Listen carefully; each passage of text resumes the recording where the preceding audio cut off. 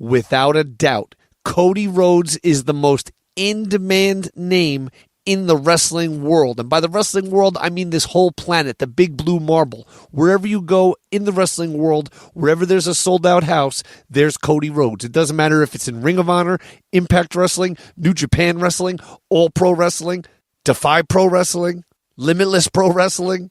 But before leaving for a tour, Cody took the time out to talk about his father, the late, great American Dream, Dusty Rhodes, as well as how he's adjusting to life on the independents. Did you know that Disco Inferno is also from Marietta, Georgia? Oh, no. It's kind of a black mark on your town. Absolutely not. I will say this: there's probably a friendly rivalry then taking place on who the most famous famous person from Marietta, Georgia is. Me, Cody Rhodes, or Buff Bagwell.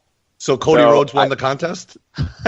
I'm just saying, there's a generational gap here, but there's a case to be made for everybody, I think. Not for you. I'll tell you right away, I did not know that, and it's not a knock on Disco, right? Because here's the reality: when you're from Marietta, Cobb County, when you're from that area, there is only one wrestler from there, and it's Buff Bagwell. I can't escape it. I don't know how it is that way, but if you go to that's tremendous.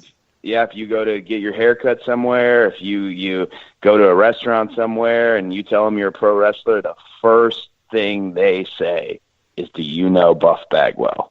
That is just he is the town. Cody, get a load of this. Disco are screwed. Get a load of this. I would have if I didn't go to Marist High School, I would have gone to Lassiter. Ooh. How about that? So Bagwell was from Sprayberry. We would have had me and you both from Lassiter High School. Bro, it's funny because I tell people I grew up in the mean streets of Marietta, Georgia. You know, the meanest. Yeah, the meanest streets. I'm like it's private schools, carpools. Yeah, right? Old white money, Marietta, Georgia. The mean streets. Yeah, no, but had you gone to Lassiter, it could have been me and you versus Buff and Xavier Woods. Yep, that's right. So there's so much wrestling that came from there, but in reality, if you ask anybody, it's just Buff. Yeah. So let me ask you a question. So while you were growing up there, did you hardly get to see your dad, or was he home more during that time, or your brother, anything like that, or no? So I got kind of the reverse. When he had Dustin, he was running full-blown 7 days a week, twice on Sunday, only home holidays. He was full-blown in the American Dream mode. When I was born, he's 39 years old when he had me. He's an executive producer. He's more behind the scenes. I got the reverse. He was there every day. Every day I saw my dad. He was our football coach. He was in that How town. cool is that? Yeah, in Cobb County, you'll still find some kids that call him Coach Dusty because that he was more of a, he definitely was more of a family man with my sister Teal and me once we got to Georgia when he got the gig with WCW and stuff like that. So I got very lucky. Quick question, Cody, when you grew up playing sports, did you play Shaw Park? No, I played at Fuller Park. But Fuller Park, I was Shaw and Fuller growing up, yeah. I was closer to Shaw Park, but for whatever reason, that was the team we signed up for. I played at Fuller Park. All right.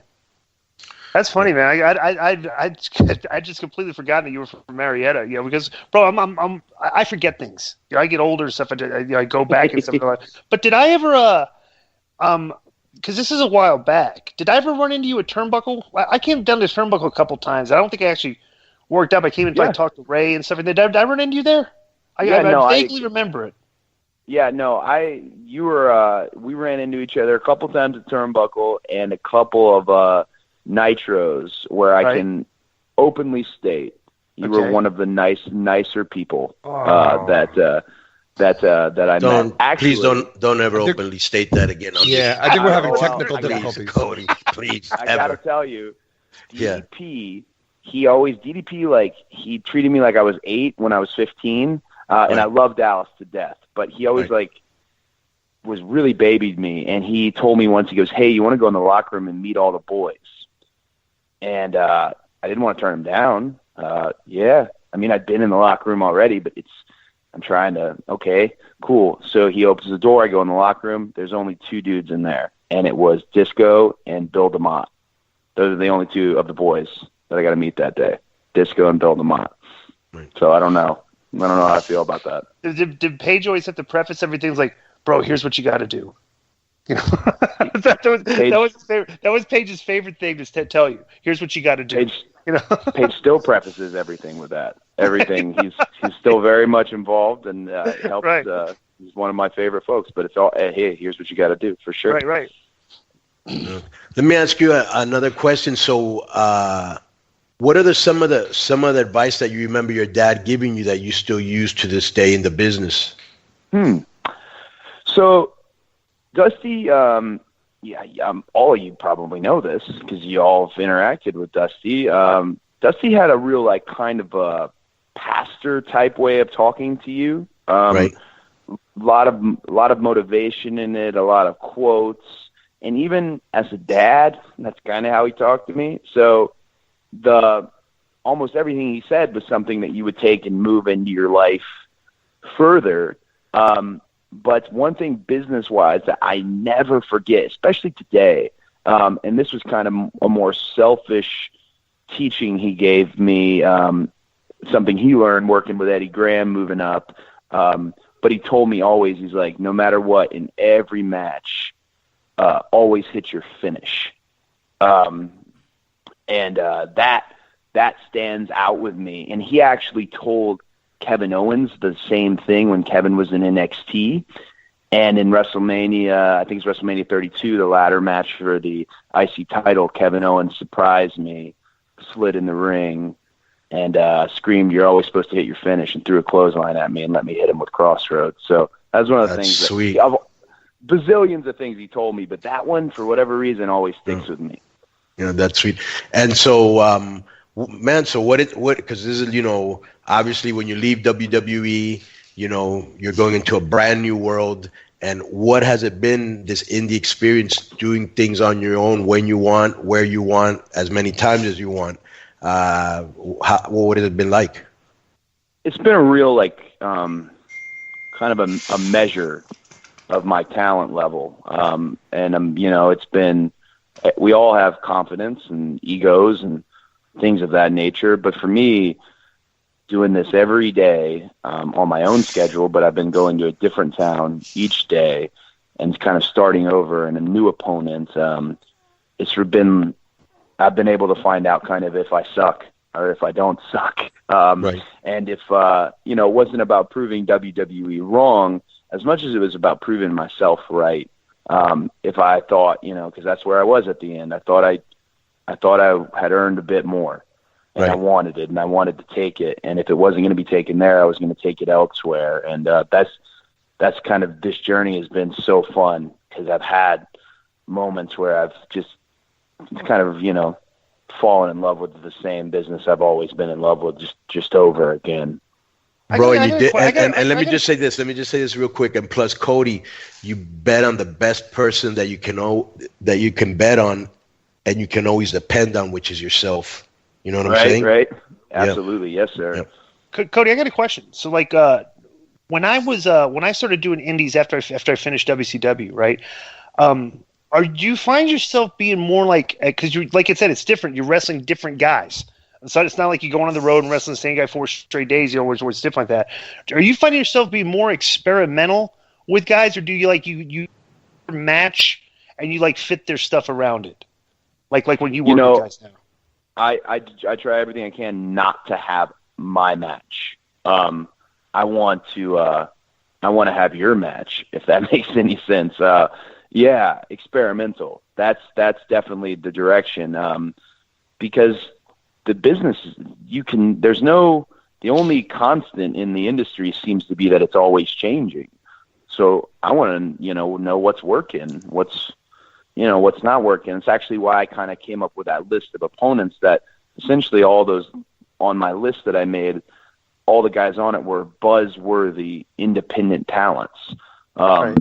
that had kind of made so much noise for themselves outside of WWE. And experimental is the name of the game. I haven't had one of those nights where I'm like, hey, it's just going to be the greatest hits, and that's it. I've tried, and I feel like the success rate's pretty good. There's probably been a few misses along the way, but I like having your match, if that makes any sense.